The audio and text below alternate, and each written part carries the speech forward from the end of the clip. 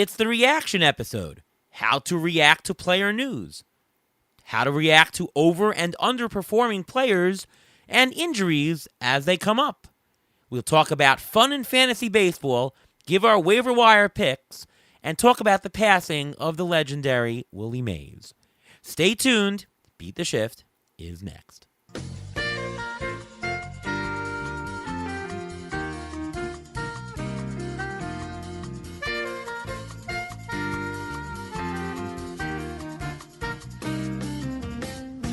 And welcome to another episode of the Beat the Shift podcast. I am your host, Ariel Cohen, and with me as always is Ruvain Guy. How are you, Ruvain? I'm doing great. How are you doing today? I'm doing splendid. We just finished on earning a first round bye in my softball league. We finished in second place, 6-2 record. We beat the team in first place, but just 2 extra inning losses, unfortunately. We did not lose in regulation. But great night last night to secure it, and I played some pickup softball today. We won the game as well, a couple of strikeouts. How you doing, Ruvain? I'm doing well. I think my team, if they were in your division and in your league, we would be percentage points ahead, where our record is 8-3 right now, so we're doing pretty well as well. Good for you, buddy. Good for you. Well, we've got a fantastic episode tonight, and we want to welcome our guest, Michael Govier. What's going on, Michael? Hey, it's me. It's my return to the Beat the Shift pod. First time since about, maybe it was like March 2023, as I recall. But I do know that this show has the best theme song in the biz. It's really comforting, but it's also snappy. And as a drummer, I've noticed it when you played the intro here. It's like, oh, yeah, he's moving quickly there. He's got a lot going on the drummer side, but the sax, which I believe it sounds like a sax, sounds beautiful. Yeah, no, fantastic. By the way, did you know that actually it's Bill Clinton playing the saxophone for us on the show? No, I'm kidding. Yeah, I would have bought that. If you sold that, I would have stayed with it all the way. Yeah. We missed you, by the way, at Tout Wars. Sorry you couldn't make it. We missed you. Justin Mason, well, did he draft a good team for you? I don't know. I'm ahead of you in the standings, although you did beat me when you played me in that week of the head-to-head, though. You did. Well, look, Justin did me an incredible solid by being my proxy because I couldn't make it to NYC, which will not happen next year. That's a guarantee. You can lock that in. But the record speaks for itself. Now, I've been managing the team all year, but he did saddle me with a lot of IL players to start the year. You know, like he went with Garrett Cole and things like that. That's not his fault. I gave him carte blanche. He asked me. He didn't say, I'm going to do it my way. He asked me if I wanted to keep him updated or like tell him to get this guy or that guy. And I just got to let him do his thing because, I mean, Justin Mason's as steady a player as there is in the biz. So I trusted his acumen and his ability to put together a good team. But my record's god-awful. It's a rough year in Tout Wars for me.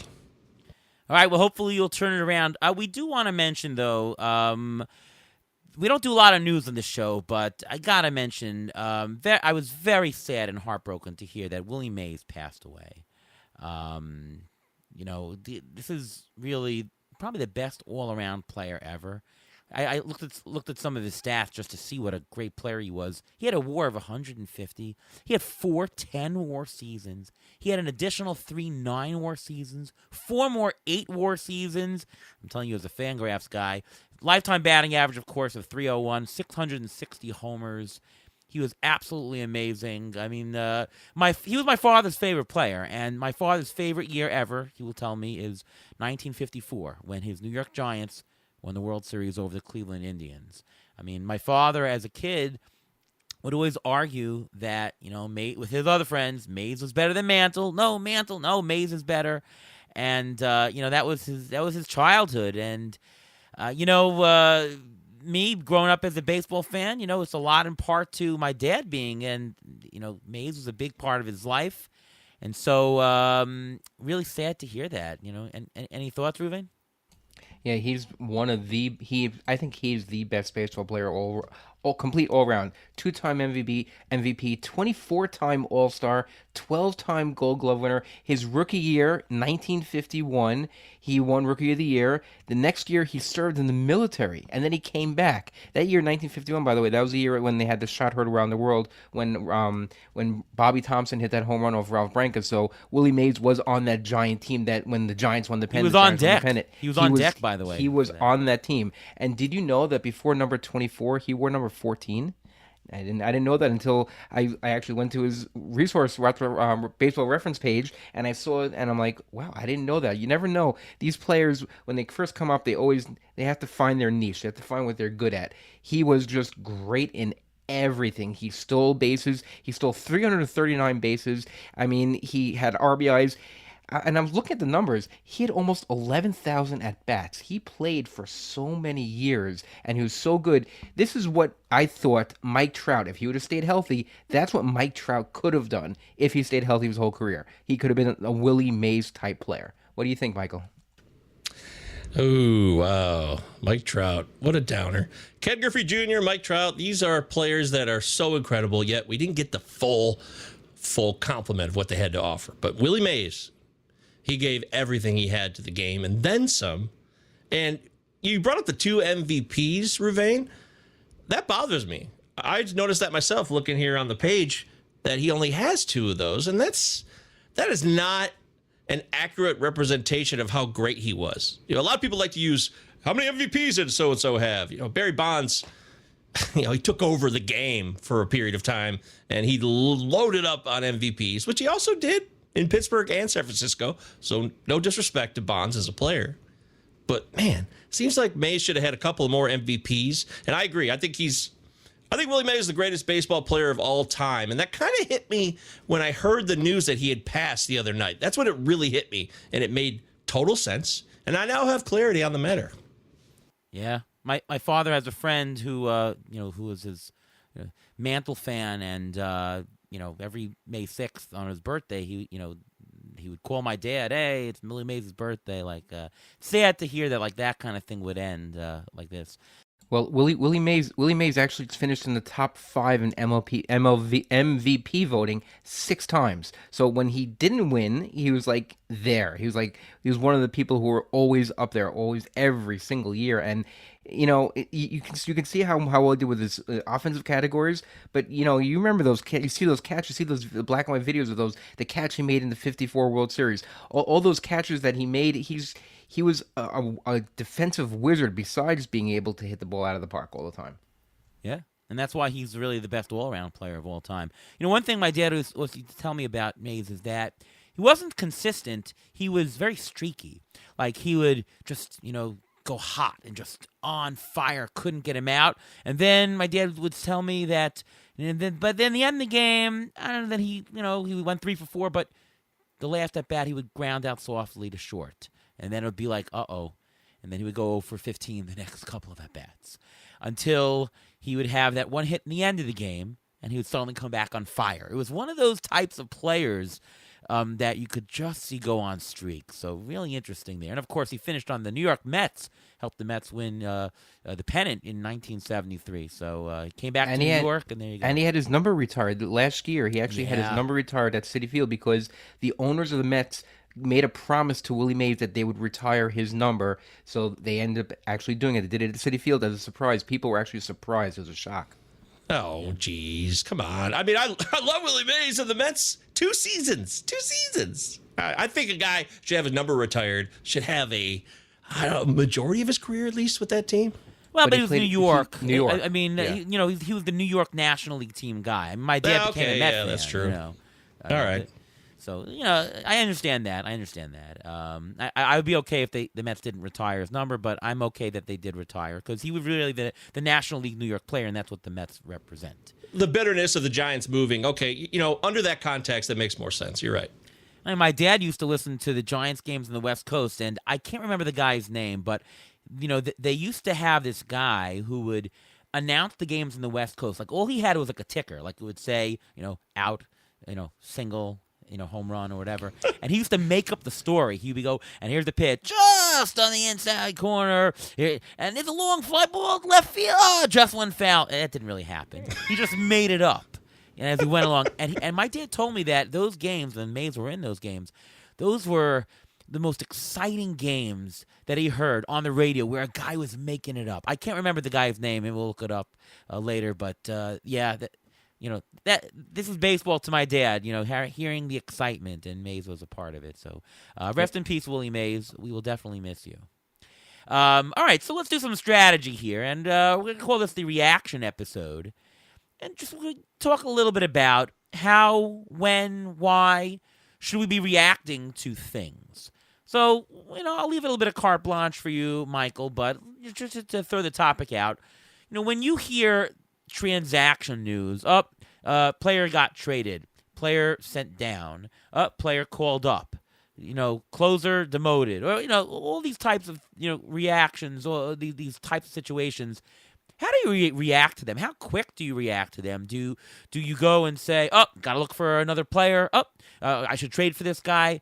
What do you generally do when you hear player reaction? Or I should probably ask you, how do you get your news, even just to start with? What is your source, and what do you do with news? This is actually a pretty timely topic because about a week and a half or 2 weeks ago, I was checking around to see where I was getting notifications on Twitter X, and did I have notifications from places like MLB trade rumors? They always have stuff immediately on players, and of course there's other places with beat writers. Then do you want to be connected with beat writers? Are they going to have the quickest, latest information on a player? I try to use Twitter as home base. I really do. I find it's the fastest route. I've got the MLB app, and I do get notifications from them, but they don't always seem to be as timely when it comes to even smaller transactions. I mean, we're talking about middle-of-the-road players possibly, which still might matter to your fantasy squad, but the MLB app seems to be about headlines, big plays, right? Oh, what a catch! Sal Frelick's catch, Tyler Freeman's grab recently. Some of these plays that are highlight reel plays instead of transactional information, which I need. So I think Twitter X is absolutely my go-to. Yeah, Ruben, what about you? What are your source, and how quick are you to react to some of this stuff? What do you do when you read news? Well, I'm a lot like Michael here. I use Twitter a lot, but I also want to get confirmation. So I look at see the source on Twitter that I'm getting it from. Is it a beat reporter? Is it someone like an arson judge report or something like that from John Heyman? Or is it from a beat writer who's more consistent, who waits for stuff to come out, like Jeff Passan? When he says it, it's happening, unless his Twitter account gets hijacked and what's his name? Someone from ESPN got his Buster Olney. Buster Olney got it hijacked also, and also Francisco Lindor was traded to the Athletics, which was fine, whatever. But those things happen. But I think that's the one area MLB rumors I have been using. I've been using it for a long time. Those I don't find that it comes as fast. But what I do is I'm basically watching Twitter at all times. There are beat reporters for newspapers that if you follow them, you'll get the details of every single player that you want to know about. I follow almost every single beat reporter of almost every single team. So I'm infiltrated with so much news that I'm able to pick out which I need to use and which I can just say I don't really care what they're saying. Yeah, I also use Twitter quite a bit. I think for me, the reaction to a lot of these centers on playing time. Like if I can see that the news is going to depict a player losing playing time, then I might think about what to do. Of course, it matters what league I'm in, the league size, right, and what the actual news is. But a lot of the what to do and why centers on playing time.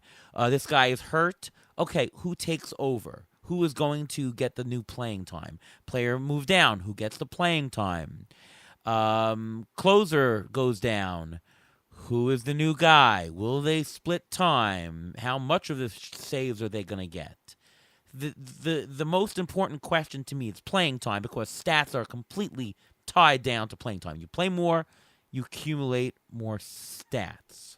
Is that fair? Yeah, that's definitely fair. And I also use roster resource on Fangraphs and Mike Curlin's MLBplayingtime.com, which helps give me a picture of, okay, who's on the roster right now? Who's on the 40-man? Like, those things will matter to me as well, because I want to make sure if I'm making an ad, and obviously this is daily transactions versus weekly or maybe every 3 days your waiver wire runs. I have a few leagues where it's Monday, Tuesday, Thursday, right? So it depends on the context of those leagues as well. Hey, can I make a move now, or am I just going to be sitting here waiting and hoping for a few days until Fab runs? In the immediacy of daily transactional leagues, I have absolutely in the past gotten news and immediately added, particularly with closers. If closer loses his job or somebody hits the IL that was be out, and I want to check the waiver wire immediately to see if the top 2 relievers behind said reliever are available. And that's the immediacy and the quickest reactions I usually make, and for prospects too. And I will say MLB Pipeline, following them on Twitter X, helps me with notifications about possible call-ups. Yeah, what do you do when you hear that a prospect is calling up? Are you looking to see whether you can add him? Are you looking more into the player? Like, how are you reacting to that? Well, I would like to think I have some background on a player. I don't want to... Let's give an example of today or yesterday. I think Jake Bloss, AA, being called up from Houston to the majors to replace Justin Verlander, who hit the IL. Now, he's at AA. This will be his MLB debut. I had not heard his name at all, but the first thing I did was went to Fangraphs. I looked at how he's doing in the minors, and he was not striking out a ton, but his walks were much lower, which was good because, a lot of times you get these minor leaguers who come up as pitchers. They can strike out guys, but they also can have incredible command issues. And that wasn't the case there. So I looked at that and I said, will this guy help me right now in daily transaction leagues? Because he doesn't start till Friday, I believe, on the 21st. And I said no. So I passed on that. But that's an example of, if I have no information, I need to get what's his K per 9. How many walks is he giving up? Is he giving up a lot of homers? Has he had bad luck? Is his FIP in his Sierra compared to his ERA? With a prospect pitcher, I look at all of those things. Ruvain, how are you reacting to injury news? Because obviously you're monitoring that more than anyone. Are you quickly adjusting your lineups, your daily lineups? Are you looking and trying to diagnose and see how long they're out? Like, what will go through your mind when you see injuries?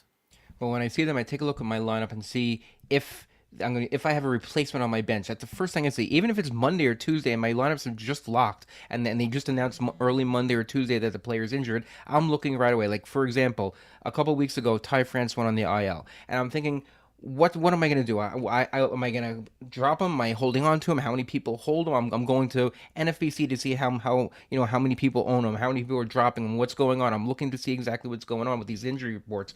And then I see, wait, it says heel fracture. So in my mind, obviously being in the medical field, I know fracture usually takes some time to get better. And plus the heel, if it's going to affect his power, because I have Ty France playing corner, I want some power. So then I'm thinking, who's going to replace him where he's playing? Meaning, if he gets hurt and he's in Seattle brought up this guy named Tyler Locklear, who I happen to remember. I recalled his name from First Pitch Arizona. There was a podcast, and there's a guy Sam on one of the podcasts. I think it was I forgot the name of it. And he's a big Seattle fan, and he happened to mention Tyler Locklear, and he mentioned him a lot, and that name stuck in my head. So what did I do? I saw Ty France was being put on the IL, and they called him up. I went to Fangraphs. I went to his minor league page. I went to see exactly how he's doing, and I'm like, wait a second, nobody owns him. He said they already said he's getting all the playing time when he goes down. So I thought, oh, that's a perfect fit for me. I dropped Ty France and I picked up Tyler Locklear. When I picked him up, he was still only 4% owned. I played him last week. He hit 2 home runs. I said, okay, this is the power that I expected, and that's what I want. So when you get the injury information, see who's coming up after them. See if the manager or the general manager say, okay, this person to get the bulk of the playing time after him, and you know what? If he's on your team and he's available on the waiver wire, go after it. Yeah, I mean, you centered there on the playing time. That's, again, the first Correct. question always is, how does news affect playing time? And if you can answer that question, that's the right way to react. Of course, you do want to do your deep dives on the players to see, okay, this guy's getting more playing time. Is he worth the ad, right? Is he successful? Is he going to help your team? But the first question you have to ask is he going to play? And Michael, do you remember that podcast? I think you remember that podcast, right? In fact, Utah, give me 2. that's the Palazzo podcast. That's right. 2 L's, 2 Z's. That's what we do. And that was Sam Wershing, who's an excellent follow himself on Twitter, SamFBB1. Sam's a great guy. He loves Seattle baseball, and he knows a lot about pet food. I'll leave it at that. So, want to ask about reacting now to performance. So, very often you have players in slumps and who are accumulating terrible numbers. Sometimes you have the opposite where people are just hot as heck. How quickly, Michael, are you reacting to slumps? How quickly are you reacting to hot streaks? And I guess the question maybe is better answered if you want to split it up pitcher versus hitter, because there might be a different answer for each. I don't think so from my perspective. I've never been as patient as I am now. I'm much more patient. I don't panic too quickly, especially with hitters. They play every day. A guy like Gleyber Torres, for example. Now, this is a guy who I think I'm wrong about now, but 6 weeks ago, 5 weeks ago, a month ago, people were saying, hey, is Gleyber Torres going to turn it around? And I say, oh, yeah. I mean, he's just had a rough start. This is a baseball. Sometimes there's slumps. But that concept doesn't always ring true, right? Gleyber Torres' 2021 is an example of that. He had a full season. It was pretty bad. And that could be this year. So if you're waiting for a player who you expect, who's shown you production prior and had the talent to be there in the first place, and you expect, okay, he'll get back to level, right? He'll heat up. Nolan Gorman did that. Nolan Gorman was very, very cold, but then he went on a tear. Hunter Brown was terrible to start the year for the Astros, the pitcher, and now he's white hot, right? So it comes down to how much help am I getting for the rest of my roster? Can I carry this dead weight longer if I'm seeing signs that there will be a turnaround? And again, I want to look at, for like Gleyber Torres, I was looking at his K rate. Did it go up? Did it go down? I also noticed Gleyber Torres on Fangraphs that his infield pop-up rate had jumped way up this year. So he's just popping everything up. And he might be trying too hard, pressing. These are things I will look at and say, well, if he can make that adjustment, better days are ahead. There's a lot of people hoping Vladimir Guerrero Jr., hey, if he can just lift the ball, he'll be amazing. But it's not that simple. So it's all about how much can I carry with the dead weight? Do I have other players helping me out? And can I gain a player who will help me now and not have too much FOMO on the player I dropped coming back to bite me later on because he kicks butt? Hey, Michael, I also want to point out that I think you and I are both the only people who pronounce Gleyber as such. I actually think it's pronounced Gleyber Torres, and I've never heard anybody else say that. I say Gleyber, but you say Gleyber. I do. I'm from Michigan, I guess. Blame it on that. It is Gleyber because John Sterling says that it's Gleyber Day whenever he hit a home run, so it's Gleyber. Okay, I will correct going forward, or maybe I won't. No disrespect to Gleyber. Yeah, yeah. I mean, there's a few people that I know that I mispronounce. The one of them I do on purpose, of course, is Jacob deGrom. We call him deGrom the Bum because he didn't talk to us at spring training. He just snubbed us, so we call him deGrom the Bum. We are not Jacob deGrom. We were never Jacob deGrom fans at the Cohen household. So, anyways. Just don't end up like Eminem's Stan. That song ended terribly because he got disrespected by Eminem. He loved Eminem, but he felt disrespected by Eminem, and things took a turn for the worse. Yeah, I don't think it's going to bother Jacob deGrom about Ariel. I really don't think so. But, you never know. Ruvain, how do you react to overperformance or underperformance? How quickly and what are you looking for? Well, I think it depends on the name on the player on the back of his jersey. A lot of times, a rookie or a second-year player, I'm a little bit quicker to pull the hook and get the guy out of there and put someone who's known to get some kind of stats out there, just because that most of the time, players will play to the back of their baseball card and they will be consistent. Like if you have a Nolan Arenado or Randy Rosarina, both those guys are not playing up to their baseball card. So the question is, how big of a leash do you have, and how long are you going to keep them out there if they're underperforming? I'm at the point where is Nolan Arenado worth dropping? There are guys on the waiver wire who have just the same stats. It's just a different name. I mean, I don't see a reason why. And Randy Rosarina's batting in the 180s. I mean, yes, he stole a couple bases the other day, but I mean, there's the underperformance. Sometimes if it gets to a point where you can't take it, you have to have some patience when it comes to it. Don't overreact too quickly when it comes to the veteran players. But except if you're Jose Abreu, then you should have reacted right away, and you should have seen something was wrong right away. But a lot of these guys also play when they're injured, and that's the problem. And players don't tell us about it. We don't find out about it until they end up on the IL. Yeah, that's the hardest thing is injuries when you just don't know. I mean, remember last year Anthony Rizzo? I mean, after a while it was clear that this guy is playing injured, and it took a while. Listen, the one thing you can do, of course, is you can always bench a guy if he's in a prolonged slump, right? Don't drop him. You can bench him. It's hard to say. It's hard to say what to do because it's hard to differentiate between injury and slump. You want to look at stats and you want to look at and see if he's lucky, see where his BABIP is, see if he's unlucky. For pitchers, look at their strand rate, look at your BABIP, see if luck has something in, see if the strikeout rate is up. Is he not getting results? I mean, what do you think of like Luis Hill? He's been pitching out of his mind. The numbers aren't fantastic for him underlying, yet he's getting it done. And look what happened today. He threw a stinker. You have that happened to kind John of Gray too, though. That happens. That it's not indicative of them as players, right? It just happens, or is it? Maybe it is more. Well, serious. I mean, from an analytics perspective, he was the first guy, Luis Hill, that I would said, "Oh, this is a ticking time bomb."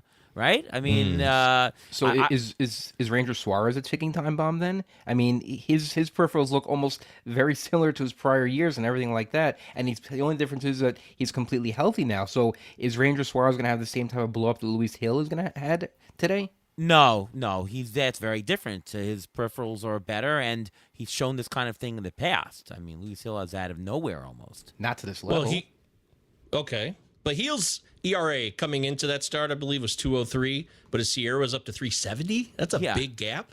Correct. Right? Correct. And then with Ranger, he's coming in still with a 1.75 ERA, which is not sustainable. He's not Bob Gibson. We all know that. So we expect a regression, but I guess you're saying how much regression will Ranger go to? His Sierra says he's a 3 ERA guy. Right. So right. that's still correct. good. Correct. Correct.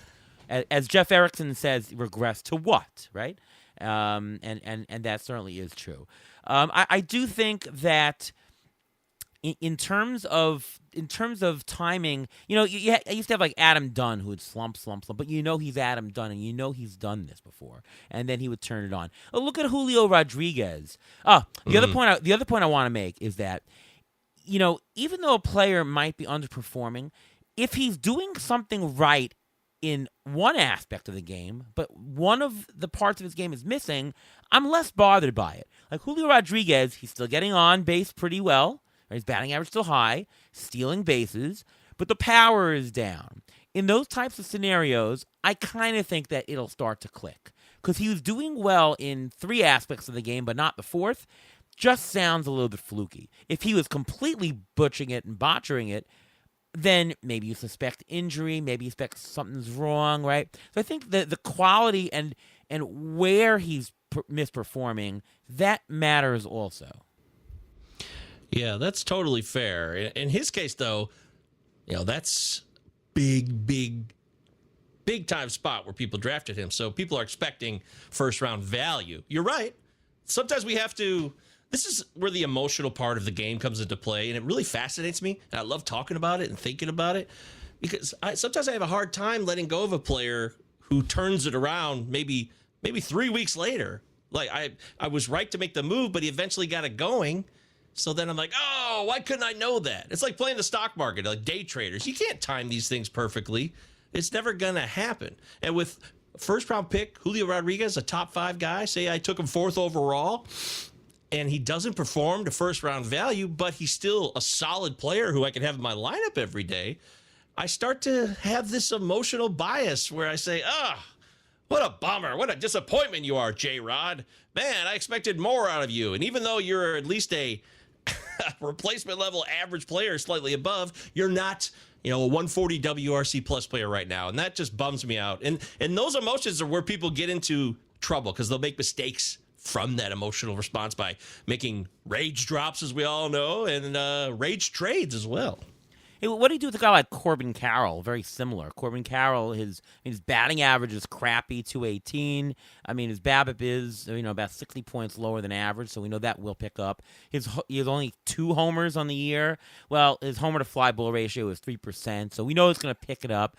It's frustrating. I mean, what do you do with a type of guy like that? I think that Corbin Carroll is somebody who I think is not a 25 home run player. I think that what he did last year wasn't truly him, but certainly he's not a pace of a 5 homer player. He's more like a 15 to 20 maybe.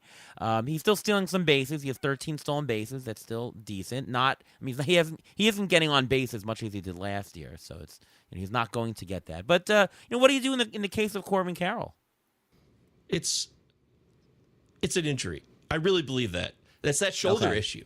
I can't prove it, I guess, but we know coming into the season, he had the similar issue like Fernando Tatis had a couple years ago, right, Ruvain? Do I have that right? Yes, correct. And I think you hit it on the nail on the head. I think there is an injury. I think the shoulder is bothering him, but the shoulder affects not only his power, but his speed, because a lot of times when he slides, you're sliding head first. He's not going to do that. He's going to be more timid when he does that. That may be why his stolen bases are down. I mean, he's 23 years old. He didn't lose a step. I mean, that doesn't. He's not Starling Marte where he lost a step and all of a sudden you understand why he has less stolen bases. That's not what's happening. Yeah. That's been my belief. I've been saying it on the Palazzo podcast. Me and Mike Virginia have been saying that for like a month. I think that shoulder is a problem. He's trying to gut it out. He knows he can't really solve that problem this year. He'd probably have to have surgery, right? And that would require time. And they just came off a World Series appearance, and he just blew up last year. He's young, so all of those factors come together. I really think that's the issue here. And I just stayed away because of that this year. I guess I lucked out. I mean, if that's the case, the trade scenario, trade and see if you can get 80 cents in the dollar, 75 cents, for sure, right? And one of the reasons why I stayed away from him totally because I was bothered by the shoulder. And for a first-round player, I want absolutely nothing that could possibly go wrong. I mean, you know me, I'm the Freddie Freeman guy, and I have no problem. Just draft Freddie Freeman. That's what I did. I'd be drafting guys like that. I drafted Juan Soto. I drafted those types of guys. I mean, look, people drafted Ronald Acuna. I think that was a fluke. I mean, what do you do there? Oh, yeah, that's, but even just as a side note on that, yes, his ACL being torn again is horrible. It's bad luck. But after what he did last year, just what I know about watching baseball for 30 plus years and playing fantasy baseball for many, many years, it just felt like there's no way he could do what he did last year. It didn't mean he'd be terrible, but I just decided to go in a different direction this year. When I had opportunities to draft Acuna, maybe at 1 or 2, I chose not to. I went with Ohtani. You passed up on Acuna on the 1 spot? Really? Yeah, I did. In one league, I had the chance to do that. I did. I'm not kidding you. Yep. Wow. Because, but help me through why you would do that. Obviously, like in an auction, I would not pay $55 for Ronald Acuna. I'd pay $45, but not $55. Like that's something else. But at 1-1, I had no reservations about drafting Acuna. I didn't have a health concern at the time. And if you're not, I mean, who else is going to have the best percentage chance to return first round value than Acuna? What was your rationale for not drafting him? I just thought that Ohtani's value was just as valuable this year. Being in that Dodger lineup with your pal Freddie and everybody else in the cast of characters in that lineup, I was so gung-ho on him. I was all about it. Ohtani. I wanted Ohtani everywhere in the first round where I could get him. And maybe that's extreme because Acuna wasn't going to fail, obviously, and I didn't expect that at all. But I just felt that there's these ebbs and flows. And if Acuna ends up having if he wasn't hurt, I don't know, let's say he hit 30 home runs, stole 50 bases, and, scored 120 runs, that's a great year. That's still a great year, no doubt about it. It's not his historic year last year, but I felt like Ohtani was as safe as anybody in the game, and he still doesn't get enough credit, in my opinion, for his steals. He could steal bags. Sure. And he's an easy 30-30 guy, in my opinion. And with the run production stats in that lineup, I thought that the sky was the limit this year. And again, this was only in one league. I didn't do this more than once. So, Well, did you feel the same way about Aaron Judge after he had his big season? That it's just not that he's not able to repeat that. I mean, wouldn't you have drafted him in the top 5 last year? And if not, then why not draft him in the top 5 this year if he was fully healthy coming into the year? You know what I mean? you're right. And that was a mistake. I did stay away from Judge last year, but I allowed that judgment to cloud this year because it was 2 years removed, and that was a mistake on my part. I went a little too long with the bias, and I should have reassessed him. I didn't know he'd be this good, but he was definitely going to be better than he was last year. But that toe, don't forget the toe in the preseason. It freaked me out a little bit too. By the way, did Justin Mason draft Acuna for you in our league? He did not. I did not participate in that. He got Freddie Freeman, your old pal, your man. There you go. That was And the Mookie right Betts, choice. who we just lost. So. Yeah. I don't have these issues, by the way, because I play mostly in auction leagues, and I don't want to put so much money into one person because the risk of it if that person fails at that price, it's going to have an adverse effect on your team. I'd rather lower the risk by spreading it out on $25 players rather than having a $45 player. Yes. And I just want to say that I agree with you more than ever. I am so down with playing auctions. I want to be like you. I do. I want to be in as many auctions as I can. I got to do the First Pitch Arizona auction 12 team last November. So I got in that and I love it. And I see what you're talking about. I completely agree. I don't want to pay $60 for a superstar. I'm happy to spread it around. I love those, and I can't wait to get into more leagues like that as I continue to develop. And if you play a draft, you're forced to sort of quote spend that because the draft capital at the top of the draft is that kind of thing. I'd rather not. I'd rather have 3 third-round picks than a first. That kind of thing. All right. Preach. Let's talk a little bit about having fun with playing fantasy baseball, right? It's not exactly a strategy topic, but, we should talk about it. And I want to get your take because you're a fun guy. What is your favorite part? Yeah, what is your favorite part and what is your least favorite part of playing this game called fantasy baseball? Oh, thanks for labeling me a fun guy. That's good. Are you not? No, I am a fun guy. I have moods, and life is hard sometimes. But I generally, if all systems are running normal, I am a fun guy. Ruvain, are you a fun guy? Are you a fun guy? I'm probably not. I'm more of a serious guy. But yeah, I do have my moments. I have my moments. Yeah. The funny thing is, we do this podcast, and it's up for the audience to say whether I'm a serious guy or not. I'm actually more serious on the podcast than I am in real life. In real life, I'm very unserious. Not professionally. In my job, I'm super serious, but just around people, I'm very, very goofy and stuff like that. But I don't know. I sound serious on the show. It comes across that way?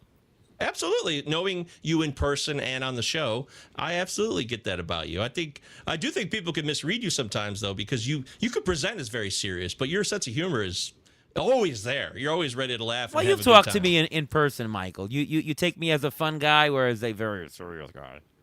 Well, initially, before I met you, I thought you were very serious. But once I got to know you, then I was completely altered and changed forever. And now I view you kind of like an 8th grade science teacher. I'm a fun guy. That bad joke. Listen to him in an auction. You'll know he's a fun guy. Typically, when he's in an auction, he goes crazy. He's the life of the auction party, if you want to call it. Sure. We went head-to-head in 2023 at the Tout Wars. My first year, because the Tout Wars 12-team auction. So I was trying to out loud Ariel. It was a lot of fun. But, I like to be fun. I love to have a great time, of course. Life could be challenging, and I'm always very honest about that on my Twitter, and I talk about mental health issues. And, I'm a therapist in real life, so obviously I understand the difficulties of life. But, man, fantasy baseball has always been more fun than fantasy football, and fantasy baseball has so many more elements that make it more challenging, but also more rewarding because of the different ways, like auction versus snake drafts. You want to play in points league, you want to do head-to-head, you want to be a roto, you want to go volume, or you love competing against your pals, so you love the weekly head-to-head showdowns, right? Those are all the options at the buffet of the fantasy baseball old country buffet offering, I guess, if we could put it that way. But, when I do get frustrated, I mentioned earlier, I hate when I lose a player to injury. I don't like when I drop a player and then he gets hot right after I drop him and then someone else picks him up, like David Hamilton. That may have happened this year. But those aren't the biggest issues. I do think fantasy baseball could be more of a, I don't know, there are so many incredible people. When they talk about the analysis business and the people who do podcasts and work at Fangraphs and all that stuff, there's so many wonderful people that will go out of their way to help you right away, and they will welcome you right away. But I still think there's an opportunity for us to continue to bring in fresh blood and open up the game to others and help them understand how fun fantasy baseball really can be. That's one of my missions, because I really do believe that. And I think baseball is actually gaining in popularity lately. I actually do believe that post-lockout. Call me crazy, but fantasy baseball connects me with friends. It helps me meet new people I never would have known you to without fantasy baseball. That's a fact. Oh, yeah. I mean, also because we're in a world where, we have the internet and we have video chats and stuff like that. I mean, I'm connected to people now because we have a similar interest, even though geographically we're nowhere near each other. But I'm friends with these people who I would have never met otherwise. So it's very, very, all these things open up an opportunity, and it's fun to be a part. Hey, Ruvain, what is your favorite part of playing the game, and what is your least favorite part? Favorite part is every morning waking up, looking at my stats, looking at the players, and I used to look up the stats in the newspapers, the box scores. Now I just turn on the phone, I can see the standings every morning, and when it comes September, end of September, beginning of October, and I don't do it anymore, I feel upset. So that must be the fun part. The fun part is seeing what happened last night. What did I miss? How did I lose 2 points in the standings? How did I gain 2 points in the standings? It's a roller coaster ride throughout the entire season. I think that's the best part. And again, the worst part is the injuries. I know it keeps me busy and everything like that, and that's great. But the injuries are the worst part because I like watching the best players play. I want everyone to have a completely healthy team every year, every day, and play it out. Let's see what happens doing it that way. And if that would happen, it would make for a completely different type of game. And I think that would make it a lot more fun. But the injuries are a part of the game. You have to learn how to play with it. You have to learn how to balance your roster. It makes it a little bit more complicated to try and figure it out. How much money you're going to spend on fab this week? How much money do you have to save? Who are you dropping? Who you're not dropping? So it's like a complicated puzzle that you're trying to figure out. But it's like a 1,000-piece puzzle that you have 6 months to put together, and that's the whole issue with it. And I issue with the injuries, but otherwise it's the getting up in the morning, looking at your stats, seeing what happened, why did he not do well, why did this guy do well, and then just rehashing and trying to figure out what you can do better the next day. No, that's fantastic. Well, can I add one other thing? Just one other thing that's fun about fantasy baseball. Every day you get a fresh start. When you play fantasy football, you only get 1 week. You got to wait for the next week to begin, and you got to sit there with that loss. But if you have a bad night in fantasy baseball, a Monday turns into a Tuesday. It's a new day. I love that about the game, and I completely agree with what you said, Ruvain. I love seeing who did what each night, and the stories that come out of nowhere, because everybody covers this game with so much analysis, right? But then there's still a guy that'll just come out of nowhere and be like, where did this guy come from? Incredible. I love that about the game. It's so unpredictable, and that's part of its, I think, mystique and fascinating allure. Very fun. Michael, are you a Tigers fan? Well, I mean, yeah. Okay, yeah, I am. Yeah. So my next question is, how do you cope with rooting for, your favorite team, even if there are fantasy players that are going to be on the other team playing against you? Like, I'm a Met fan, and do I want to see a player on the other team hit a 3-run homer? It counts in my fantasy stats, but it means the Mets are doing bad. How do you cope with that? Because there's, you the baseball fan, and then you the fantasy player. When I was younger, I lived and died as a fan much more. These days, though, when you become an adult, at least in my experience, sports are put in perspective. So, yes, the Tigers are my team. I'm born and raised Metro Detroiter here in Michigan, pure Michigan, a beautiful state that is shaped like a mitten, apparently. A right-handed mitten, I think. And really, it's my fantasy team comes first. It does. So I love the Tigers. I do have issues with their owner, Chris Ilitch. I think he's got some problems. Javi Baez is very depressing. So when I want to be happy, I focus on my own fantasy team. My fantasy team always comes first. And wow. If I'm facing... Yeah, it does. It does. I have the exact opposite. Exact opposite for me. Well, What can I let say? me take the middle ground here. I root for them. I'm a huge Met fan. When I go to the game and they're playing a team that that I have fantasy players on, either if they're offensive players, I want the Mets to win 32-31 with my fantasy player getting all the home runs and all the RBIs. And if my pitcher is pitching against them, I want it to be a low scoring game. He doesn't necessarily have to get a win, but a low scoring game. I do root for the Mets more than anything else. And you know what? If I'll say, you know what? I screw my fantasy team. I want my team to win because that's who I really live and die with. And my son asked me this: what? How do you do this? How do you balance rooting for a team and watching your fantasy players? The easiest thing to say is don't draft any players from your team. Oh no, no. You Why guys not? are parents, right? Both it of can you are? work. Wait, what?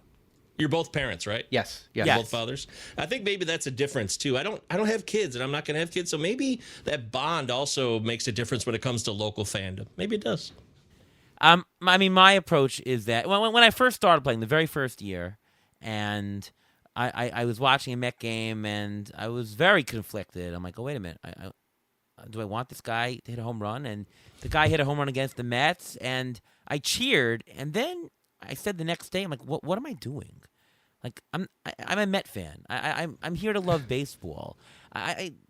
Yay helps my fantasy team, and it didn't sit right with me. And I think I think that feeling is mitigated now that I play on more than just one team. Like if you have one fantasy team, you have a very specific set of players to play. Now if I'm playing on 8 fantasy teams, I've got players from every team. I've got Mets, I've got not Mets.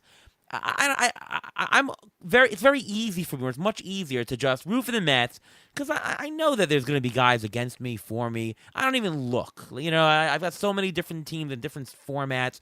I can just watch a game, root for the Mets. Now, if I see a Met game or if I'm going to a Met game and the Mets lose, then I say, well, did I at least get some fantasy benefit out of it? Oh, did this guy hit a homer? Well, at least this happened. Or I will say though, if we're in the middle end of September, and the Mets are totally out of it, then and I'm struggling for a race, and I have a guy in the game, and I need him to do well.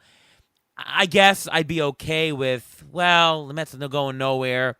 I guess it'd be great if this guy hit a homer. But generally speaking, I don't do that. I want to root for my team. It's funny because like that's baseball. Like when I watch a hockey game, I don't play fantasy hockey. In fact, I don't even follow hockey around the league. I just root for the Islanders. I know everybody in the Islanders. I watch a lot of Islander games. I just root for it. And I think it's really nice to just root for a team as a fan. And, you know the players in your division more, you play them more, you get against them, but I just root for my guys. And I think it's underrated to sit and watching them. I know we do this fantasy, and obviously we do this, somewhat professionally, but I can't let that stop myself from just rooting for my home team. Here. So it's even better when your team makes the playoffs because you really don't have any fantasy, rooting in the playoffs. You can say, oh yeah, look, my fantasy guy just hit a home run in the playoffs. Whoop-de-doo, but it was against my team. Oh no, you have to. I remember, I think we were at a game together, Met game, and I think Freddie Freeman hit a home run, and we're like, there's our favorite fantasy player hitting another home run against the Mets.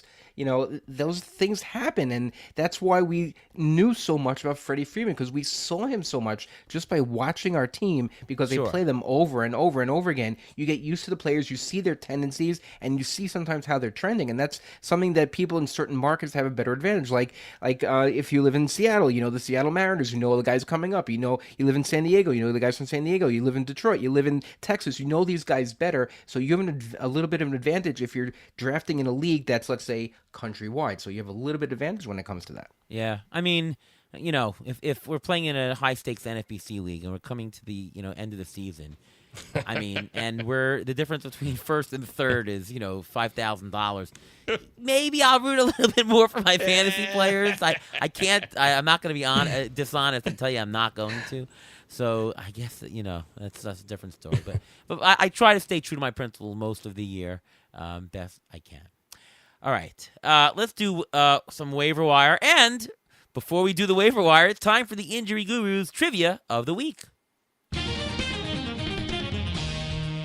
Well, the trivia is going to be revolved around my waiver wire pickups. The first guy is I'm going to try to have you guys figure out who this player is. He's a player who I'm recommending to pick up from the waiver wire. I'm going to give you his stats. Let's see if you can name the player.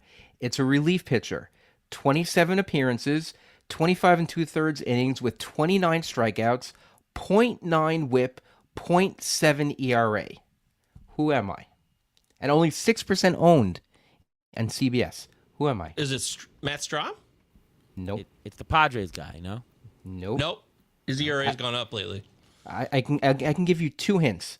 The first hint was that he played for the Mets. The second hint was that he was traded for Daniel Vogelbach.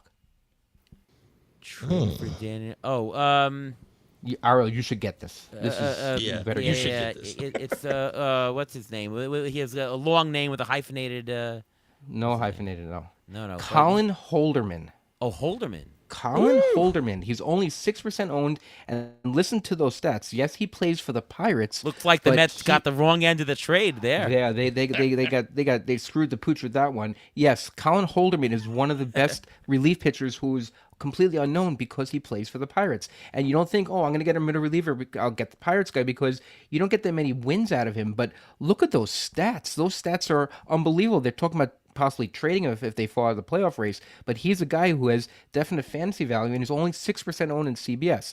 Another guy who I want to mention is Ben Rice. He was just called up by the Yankees when Anthony Rizzo went out. He's 27% owned in CBS, but his big calling card is that he's catcher eligible, Yes, that's and right. he's playing first base. Now, the only issue is that he may not play the full game. When the Yankees are ahead, they seem to be taking him out and putting in DJ LeMahieu for defense, so he may not play a whole game. But if you have a two-catcher league and you need a catcher and you don't want to have Jacob Stallings or Hunter Goodman or someone like that, then he's the guy to pick up. And he's, like I mentioned, he's only 27% owned, and he's going to get picked up all over the place this week because he plays for the Yankees, and it's well known what's going on with him. And one other guy I wanted to mention is Chad Green. He is the closer for the Blue Jays right now. He's an instant pickup if you need a closer. Yimi Garcia's out. Jordan Romano's out. He's only 16% owned in CBS. And even if he doesn't close, but I think he will close, even if he doesn't close, he's got a 1.72 ERA, a .89 whip with 13 strikeouts in 15 innings this year. So he still gives you good stats even if he doesn't get you the save. These are great pickup suggestions, Ruvain. What about you, Michael? Wow, how about that? A couple points here. First off, we could dedicate a whole segment to talking about guys like Jeremiah Estrada, Matt Strahm, your pal Colin Holderman. These guys were relievers who don't necessarily get saves. And I'm talking in non-holds leagues either. Like, you pick these guys up because their ratios are so good. I actually did pick up Jeremiah Estrada in our main event about a month ago when he kind of broke out. I was like, these strikeout numbers are so good that I thought it was worth it. Now, I'm not sure it was. I will say that. He's no longer on the team. But it's an interesting little area there. Relievers who are not closers who can give you excellent ratios. And then Ben Rice is a guy that is also a lefty, so he can take advantage of that porch. That's a lot of fun, obviously, at Yankee Stadium. So those are good choices. You're a wise man. I'm wondering if it's a sign of things to come or if it's a fluke. Colton Brewer of the Cubs got the save last night against the Giants. And Hector Neris has been horrendous. Not good at all. Yeah, I know he's still gotten saves, but his ratios are terrible. And he gave up a 3-run homer the other night against the Giants that cost him the game. So I'm keeping my eye on Colton Brewer. I think he's somebody to take a look at because I don't think Mark Leiter Jr. is the answer either at all. He was also bad last night. He's not been much better than Neris in my view.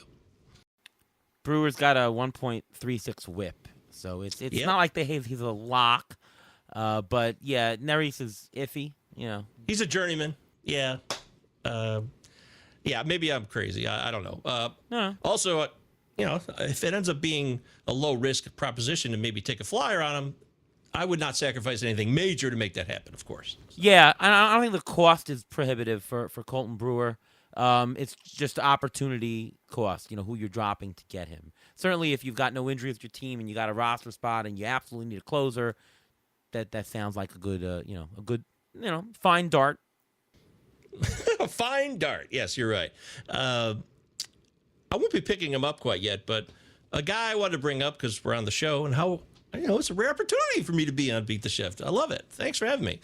But JT Brubaker of the Yankees is starting his rehab. Now, this is a former Pittsburgh Pirates starter who I really liked. He showed flashes. He obviously had Tommy John, had to recover, and now he's beginning his rehab. And he might be back in 6 weeks, maybe less. And that's someone I'm thinking about for some waiver wires down the road, but more immediately as well as Edward Cabrera, who started his rehab, and he could be back for the Marlins, and they need him. Now, I know he's a mess when it comes to, he can strike out guys, he can miss bats, but he's got a lot of issues with command. I know that. But if you've lost a lot of pitchers to injury, and if you're pitching hungry, if you're starved on a roster, Edward Cabrera is a guy that I would pick up even in 12-teamers. Oh, yeah, he's got a big strikeout ratio. Listen, if you have a little bit of room to give in your ERA and whip, and, he's going to get you the strikeouts. Not going to get a lot of wins, though, is the problem. The Marlins are not a good team. But it depends on the format. But, I mean, that guy is a very high-skilled guy. So, definitely. I mean, I drafted him in 1 or 2 leagues for sure. And he should be back by the end of next week, by the way. Yeah. So this is the time. This is the time to get him. If you're going to get him, this is the week to get him. I'll throw in a couple of guys. Andrew Vaughn, he's been on fire in June. This is more geared, I'd say, to 12-team mixed. If you need a corner infield, he's interesting. Also, Carlos Santana, another corner infielder, is heating up. He's interesting as well. I like Mauricio Dubon. He plays second base and outfield. I think he's great for the NFBC format. He's on a 12-game hitting streak. He plays almost every day. He's batting .297 on the year. He's not a guy who's going to overwow you. He's got maybe 10-10 upsides, homers, stolen bases, playing full-time. But his batting average is not going to kill you. It's actually going to be a plus. So if you have like a mid-week injury replacement, remember he qualifies as second and outfield, he's a great guy to have on the bench. You can slot in if you have to, put him in, or if somebody has a bad schedule or a guy gets injured in the middle. Dubon is just a good guy to have, multi-position guy in NFBC. I find myself owning him in 1 or 2 leagues. I'll throw in 2 other guys. Jake McCarthy. He's been stealing like crazy. And I remember last year we loved him. ATC projections loved him. He turned into a pumpkin, but he does have that stolen base upside. His batting average, it bounces around, but I think it's more good than bad. 15-team leagues, you can do a lot worse for an injury replacement for your 5th outfielder. And he's like 30-40 stolen base upside with full-time playing time. Let's see if he gets it, but I like Jake McCarthy. And Wilyer Abreu, he's not owned in about 50% of CBS leagues. Guys, hitting. Yeah, I was surprised to see that. 272 batting average, 6 homers, 7 stolen base so far, 1.6 WAR. If somebody has dropped him because of some roster constraint issues, I don't know why he's available in 50% of CBS leagues, but just check. If he's available, you should be picking him up, even in more shallow leagues. He also should be back this week from injury. Yeah. He should also be back, so yeah. Yeah, it wasn't that major of an ankle issue, right? It was enough to put him on the IL, but it was just a sprain, that's all. But he should be back, if not over this weekend, he should be back early next week, so yeah. Pitcher preview. Let's see who the Pirates are playing this week. All right, well, any pitchers to add for a possible start this week? Start with you, Michael. Oh, boy. Pitchers are fun. Apparently Zach Plesac's back from the dead. Anybody interested? I just want to say his name. I don't want him. I don't like him as a person either. So that's just my opinion. You'll call me crazy, but I'm a man who has some integrity. Even though I act like a goofball, I do have integrity. But as far as pitchers, I love streamers, and I'm looking towards the future. I don't know. I don't know if there's a guy who I see that, like, I got to have this guy right now outside of Cabrera, and maybe Yanni Chirinos is someone I'm looking at. He was all right. He came up for the Marlins, went 5 innings, 2 earns, struck out 6 against the Cardinals. It was solid. And if he gets another go around, I'm interested. And like you said, the Marlins won't get a lot of wins. Is he going to be bounced out of the rotation once Cabrera comes back, though? Yeah, that is a possibility. There's no doubt about it. But maybe if he keeps pitching well and then he gets another start here and plays well, maybe they find a way to keep him around. He's also been a bulk reliever, like 4 innings. He can go as a follower. So. And nobody on the Marlins will get injured or traded by the end of the year. So. Never. No, not happening. You are a comedian. I love it. Yes. But that's a deeper league play, I suppose. Yeah. And, you could also pick up on the Rockies, you could pick up Kyle Freeland. No, I'm kidding. Kyle Freeland, by the way, was projected to be the worst value according to ATC projections, like the most negative value of fantasy, and lo and behold, I think he's just about the most negative value in real life. ATC was spot on for that. That was terrible. I'll throw in a couple guys here. Spencer Schwellenbach, He's got at St. Louis and versus Pittsburgh. That could be interesting if you need a streamer. DJ Hertz. His name is David John Hertz.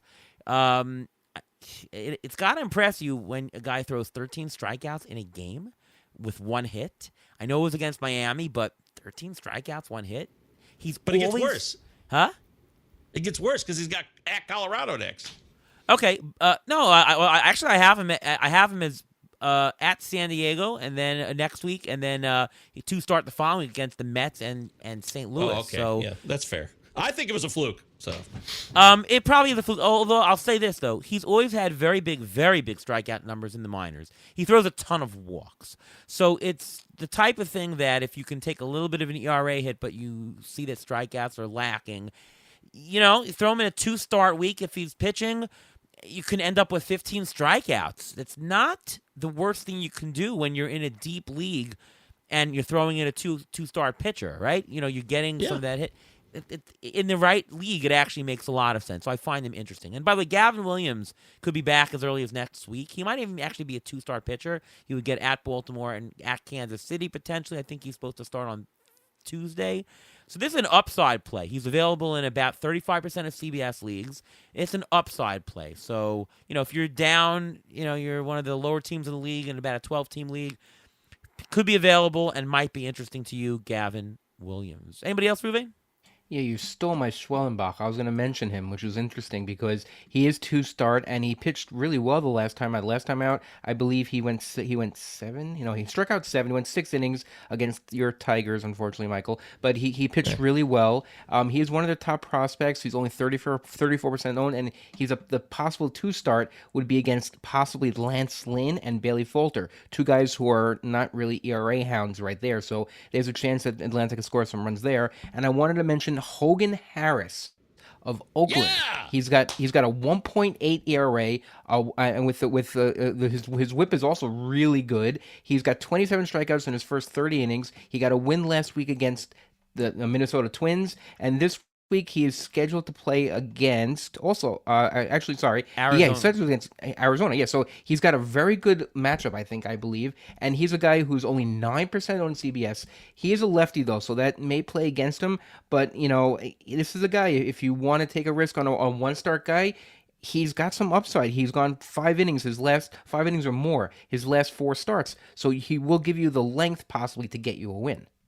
Yeah, that's a good one. The Oakland Athletics have a couple of interesting guys in the team, and they're not as bad a team as people thought in the beginning of the season. There are far worse teams in the majors this year than the Oakland Athletics. I love Hogan. That's my guy. That's why I screamed yes. I'm a big Hogan Harris guy. I had him on a couple dynasty teams coming into the year, and I was hoping he'd get back into the rotation. I was surprised he wasn't able to make it out of camp.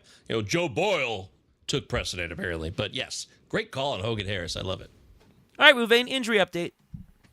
All right, well, we got a lot of high-profile players went on the IL this week. Mookie Betts, he got hit in the wrist with a pitch. He got his fracture. Right now, they said he will not need surgery, but out 6 to 8 weeks. His replacement is probably going to be Miguel Rojas, so if you want him, I guess. Michael Harris is on the IL with a strained left hamstring. He was diagnosed with a grade 2. There's no timetable for his return, but a grade 2 hamstring strain is usually 6 to 8 weeks. We'll see how that goes. Bo Bichette was placed on the IL with a right calf strain. He missed the last couple of games. We don't know how long he's going to be out for, but IKF will get some time, and they also brought up a prospect, Orelvis Martinez. So we'll see who gets more playing time there at second. I'm going to give an update on Mike Trout. He's still recovering from meniscus surgery, but he said that his recovery has gone slower than expected, and there's no timetable for his return. So there's a chance he may not be back until the end of July, beginning of August. Yoshinobu Yamamoto was placed on the IL. He was taken out of the game with triceps tendonitis, but now they're saying it's a rotator cuff strain. When the manager comes out and says his season is not ending and he's not going to throw for a couple of weeks, but we'll go from there, that's a little bit concerning whether he's going to pitch again this year. When a manager says his season is not ending, get a little bit nervous, so you don't know what's I going to think go on my there. Imanaga beats Yamamoto pick is going to actually work. It's this year. 100%, and Yep. the Dodgers are in twice a bit of trouble because Walker Buehler went on the IL with hip discomfort. He was hit with a comebacker, but he was dealing with hip issues to begin with, so there's an issue with that. Kyle Bradish, I know Arlo, you had him in a bunch of leagues. Yeah, a lot of Bradish. He had the internal bracing done this week, so he's done for the year. Jordan Romano and Yimi Garcia, I mentioned them before. That's why you should go get Chad Green. Jordan Romano still has no timetable to return. He's got the right elbow inflammation. And Yimi Garcia had a clean MRI, but he has right elbow ulnar neuritis, which means he got a nerve problem in his hand. So that's something you have to watch for. So Chad Green is the man right there, and I don't think those other two guys are coming back anytime soon. lot of injuries there. Those Braves. Wow, you got Acuna and Harris.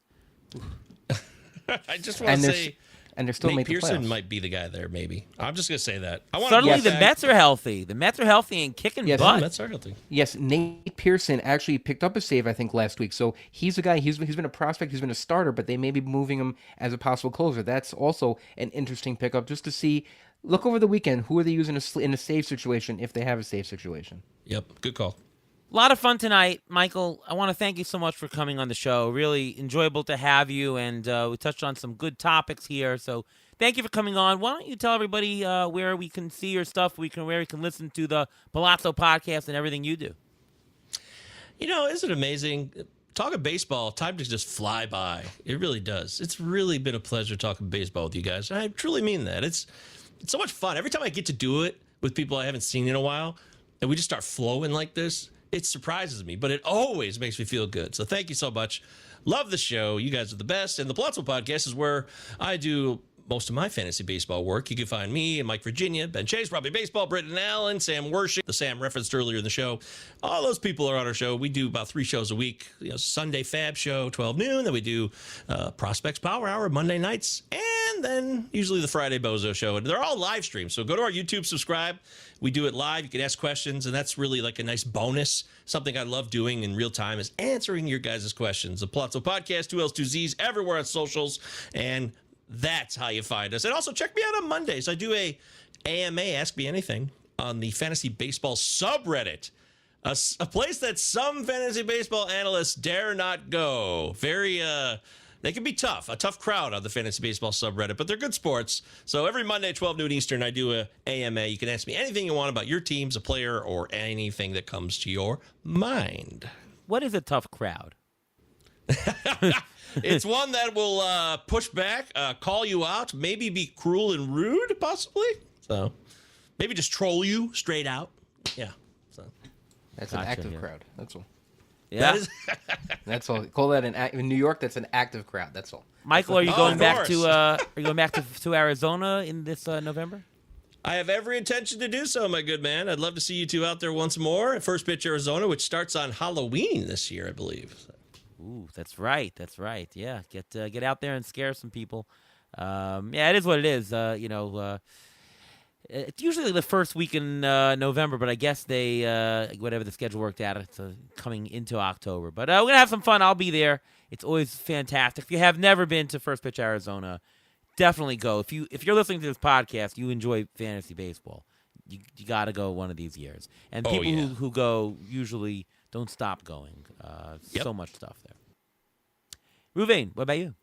Well, I'm probably not going to go in Arizona. I have a family function already scheduled for that weekend, which was planned in advance, which unfortunately I'm not going to be able to make it, but I will be listening. I'll listen to all the podcasts that are going on there and everything like that. But in the meantime, you can follow me on Twitter, X, whatever you want to call it, at MLB Injury Guru, where I tweet out injury updates as they come. I also have a weekly article with Rotoballer discussing all the injuries I discussed, plus many more. And I'm Ariel Cohen. I'm over on Twitter X at ATCNY.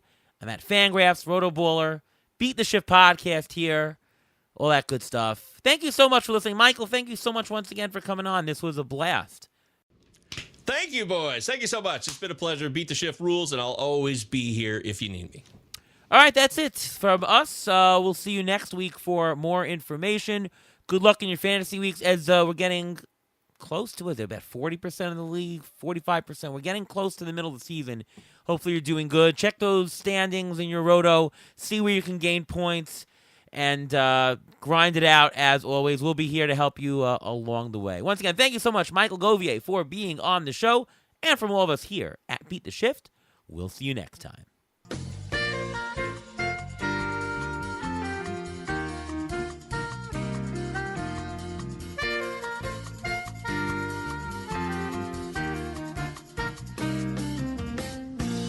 Thanks for listening to the Beat the Shift podcast presented by Fangraphs. Follow us on Twitter at beat_shift_pod.